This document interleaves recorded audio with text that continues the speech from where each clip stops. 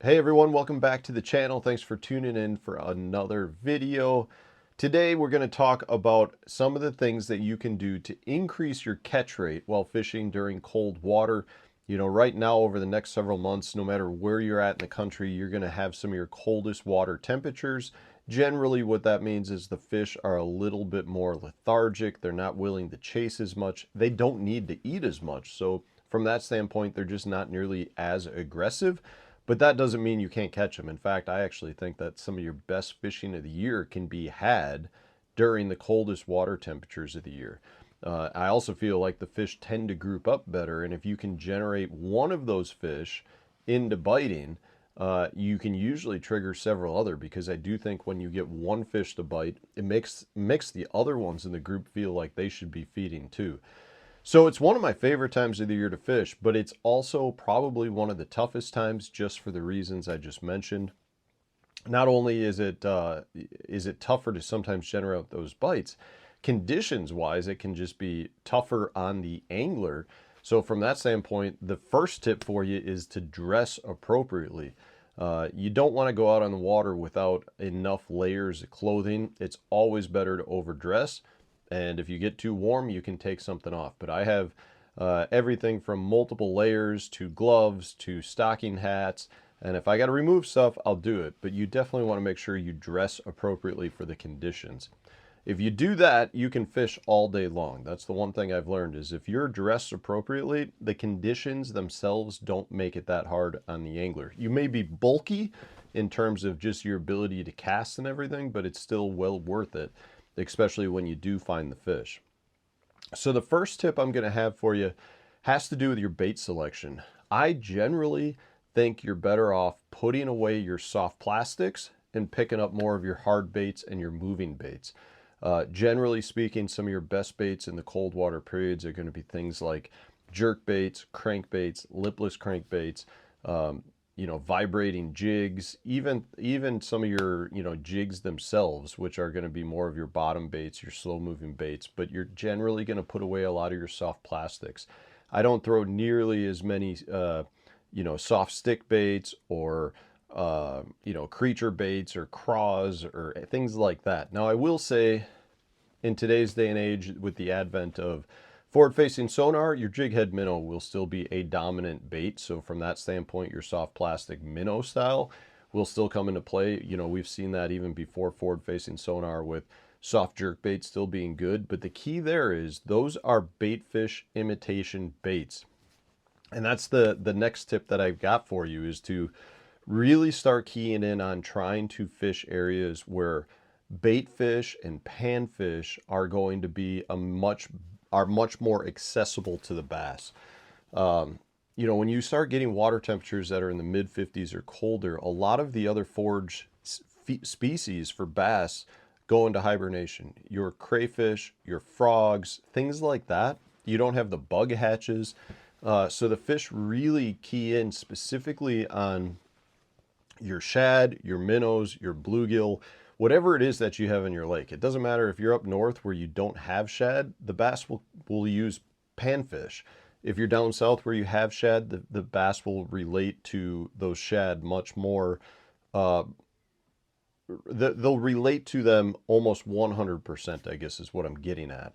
So if you can identify where those other forage species are holding or accessing, the bass won't be too far behind. Now, during this cold water period, they don't necessarily want to travel long distances to feed. They want to stay in their spot and have the food come to them. And as an example of that, I've got lakes up in my neck of the woods where there's no shad, but the fish key in specifically on bluegill. So, if you've got bluegill that are out wintering in 30 feet of water, there will be bass that literally are sitting right in that school of the bluegill. When I say schools of bluegill, there could be thousands of them.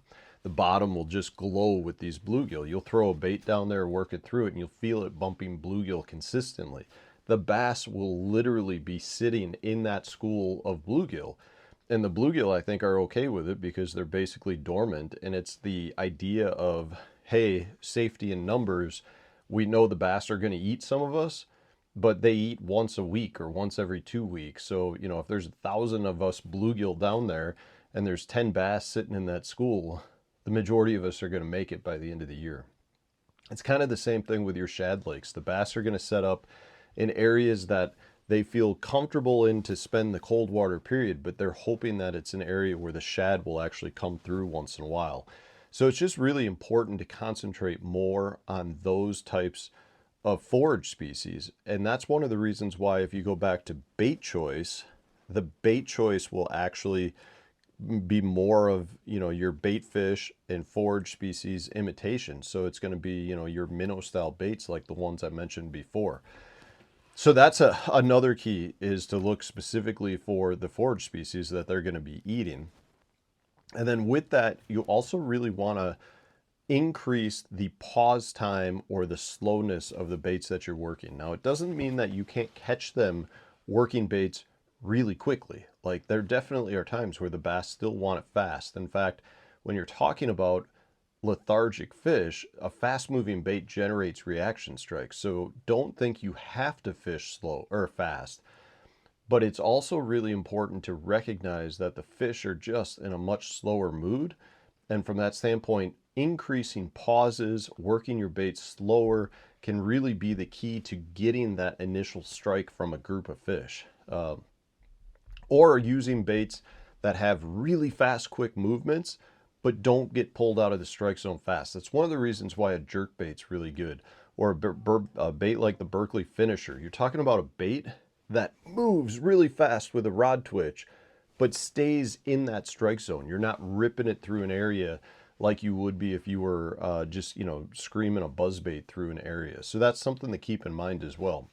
It is very important to recognize that in a lot of instances, you can't work the bait too slow. And then the last tip I've got for you is to concentrate on hard bottom areas. This seems to hold true, again, no matter where you're at, whether you're down south and you've got a little shell bed that's on a flat, or if you're up north and you're fishing smallmouth that are in 50 feet of water, if you've got a hard rock spot, those are going to be just the areas the fish like to sit on. You know, in the winter months, a lot of times your fish will literally rest their bellies on the bottom of the lake. I personally think that has to do with the fact that the bottom of the lake can be warmer than the water itself. And from that standpoint, your hard bottom areas are going to be things that just have that heat. You know, if a fish went and put their belly into a mud flat, yeah, it might have some temperature if it's a nice sunny day out, but a lot of times that's not going to retain the heat as well as a rock or gravel or shell bed area. And it just seems like no matter where you're at, it doesn't matter what water depth or what type of bass species you're talking about. During the coldest water periods, your hard bottom areas are going to be some of your best fishing spots. So those are the tips I've got for you. You know, next time you're out, dress accordingly, concentrate on hard bottom areas, concentrate more on your hard baits than your soft baits, generally speaking, or at least baits that are going to imitate what they're eating, which is panfish and minnows. And then at the same time, you know, impart some longer pauses and concentrate on those areas where the bait fish are that the bass are eating. They're not going to be far behind. Those are some little tips. I know they sound simple, but when you put them all together in the cold water months, you'll find that your fishing increases drastically. So hopefully this was helpful. If it was, hit the like button, subscribe to the channel if you haven't done so already. Stay tuned. We'll have a new video coming out tomorrow.